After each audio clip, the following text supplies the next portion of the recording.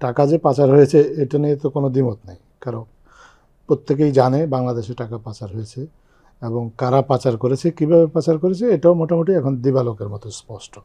শ্বেতপত্র প্রণয়ন কমিটি তারা আসলে আমাদেরকে শুধু পরিমাণটা জানিয়েছে।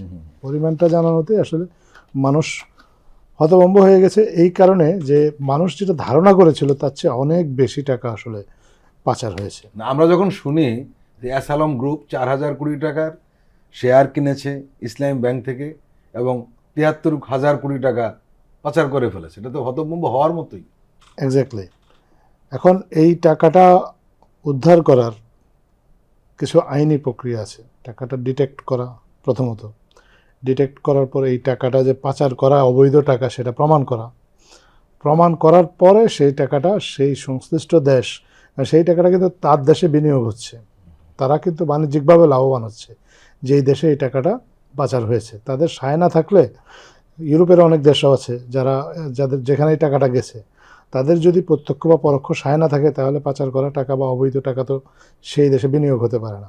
তো এই প্রক্রিয়াটাও জটিল আসলে, কিন্তু এটা নিয়ে কাজ হচ্ছে শুরু থেকেই। আমাদের যে বাংলাদেশ ব্যাংকও তাদের নিজস্ব মেকানিজমে এবং আমাদের দুদক তাদের নিজস্ব যে মেকানিজম, তাতে এই আন্তর্জাতিক বিভিন্ন সংস্থার সাথে যোগাযোগ রক্ষা করছে, তাদেরকে তথ্য দিচ্ছে, তাদের সাথে তথ্য বিনিময় করছে। পাশাপাশি আপনি দেখবেন যে অনেকগুলো দেশের কূটনীতিকরা প্রফেসর ইউনূসের সাথে বৈঠক করেছেন সাম্প্রতিক সময়ে। শুধু প্রফেসর ইউনূস নয়, কূটনীতিকরা, বিভিন্ন উপদেষ্টা, বাংলাদেশ ব্যাংকের গভর্নর, তাদের সাথেও কিন্তু নিয়মিত মিটিংগুলো করছেন।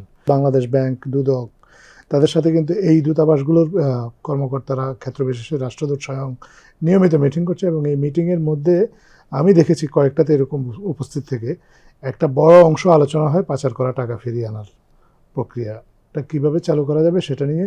এই বিষয়ে সরকার থেমে নেই।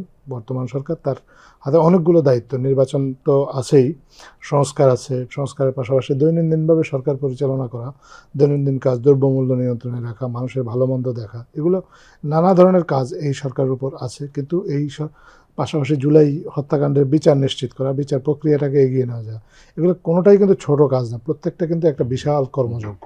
এই কর্মযজ্ঞের মধ্যেও সরকার কিন্তু কোনোভাবে এটা ভুলে যায়নি, বরং এটাকে প্রায়োরিটি দিয়ে কাজ করছে। আপনি দেখবেন যে সরকার অনেকগুলো কমিশন গঠন করেছে সংস্কারের জন্য, বা বিভিন্ন ক্ষেত্রে প্রায় 15টার মতো কমিশন গঠন করেছে। প্রথম যে কমিশন বা কমিটি রিপোর্টটা দিয়েছে সেটাই শ্বেতপত্র প্রণয়ন কমিটি।